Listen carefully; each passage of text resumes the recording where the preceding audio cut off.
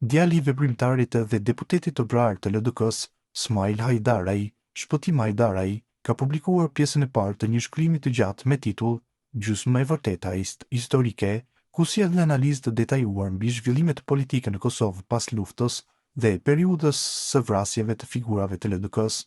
Në këtë shkrim, Hajdaraj thotë se e vërteta absolute nuk ekziston, por se dëshiron ta paraqesë gjysmën e të vërtetës për të qartësuar nga trestarët e sotëm të historisë politike dhe kujton se Lëvizja Popullore e Kosovës LPK u shua në vitin 1999 me një kuvend në Prizren, ndërsa bërthama e saj formoi fillimisht PPDK-n e më pas PDK-n me kryetar Hashim Thaçin. Sipas tij në vitin 2000, PDK-ja, duke pasur rival kryesor LDK-n e Ibrahim Rgovës e bindi Ramon Haradinajin që të themelonte aleancën për ardhmërinë e Kosovës për të zgjeruar ndikimin në rrafshin e Dukajqinit dhe për të dobësuar LDK-n, e cila kishte fituar bindshëm në zgjedhjet e para pas luftës.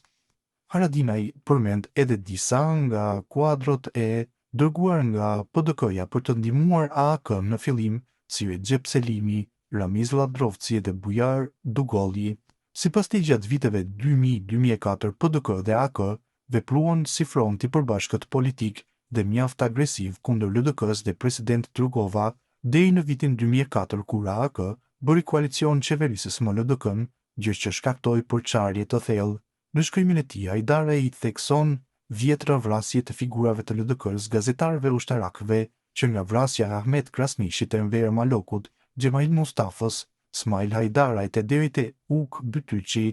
Tahir Zemaj, Ismet Raci e të tjerë.